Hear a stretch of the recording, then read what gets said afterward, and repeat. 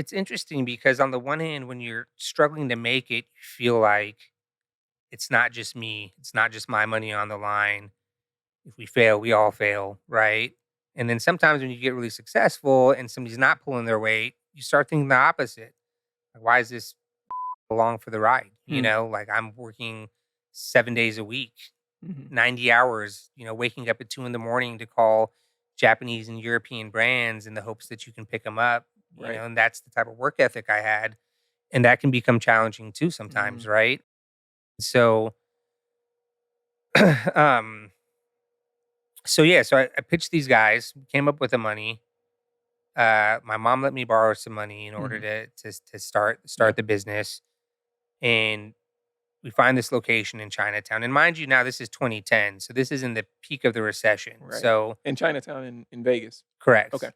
So you know, obviously we're complete assholes for opening up a retail store in the middle of a recession and thinking that's a good idea.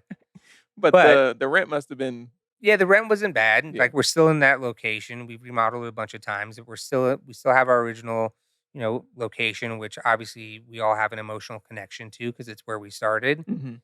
But we opened this store and we call in every favor we could, right? We call in a friend of a friend that's a contractor, so he helps us, do this basic build, right?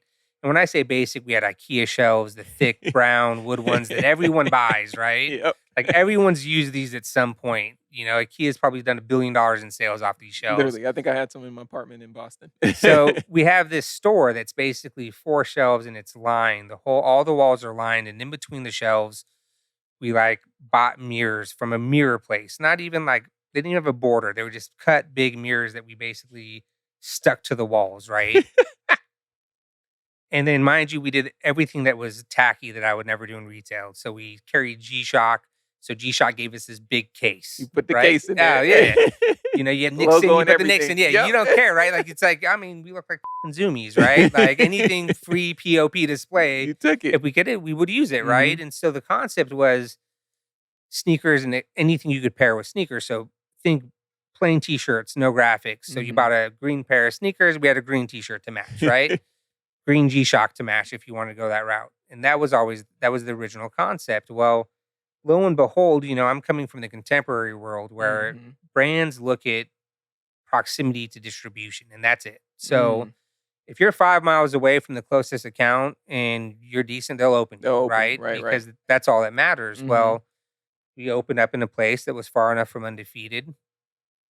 And, you know, basically in my head, I'm like, we're going to get all these accounts. Mm.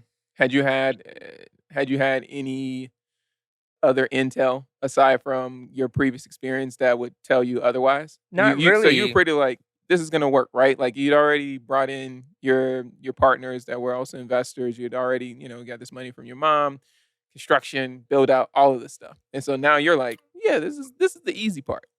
Yeah. So now in my head, I'm like, we're going to get these accounts. Right. So, and again, I didn't know a crazy amount about sneakers. We would come to undefeated when we came to Vegas and Yeah, we would buy cool shoes. right. Right. Didn't fully understand that there's Vans Vault and there's this tier and that tier. And so as we're getting ready to open the store, we find out that a big DJ Vice, is opening a store called Crossover in the Cosmopolitan, Oh my right? So now I'm like, goodness. right, because now you have Undefeated and now you have this store opening in this brand new hotel. Mhm. They open up with Tier Zero Nike, they open up Wow. with Jordan, they open up with basically all the best sneaker Mhm. accounts. We're over here in Chinatown with Clay and Pony and Creative Rec and Pro Keds because no major footwear company would with us. What were they No what one. were they saying? You know, you just opened, you know, the usual stuff that in Mhm. hindsight, once you realize why big footwear companies tell you no, it makes sense. And the reasoning is that most boutiques in our space, they shut down within a year or 2 years, Mm. right? And when you're booking footwear so far out, it becomes really challenging to open somebody to know that they're going to Gonna shut be shutting down, down. especially for the tiering and the stuff that we're trying to get. Mhm. It's so guarded that basically a rep is going to bat for you essentially to get you this account. Mhm. And they don't want to go to bat because they look like complete assholes when accounts shut down in 12 months or 18 Mm. months or 2 years, right? And boutiques and restaurants and bars. They're the two toughest Mm. businesses to operate. And so, we see it all the time. Like people just don't make it.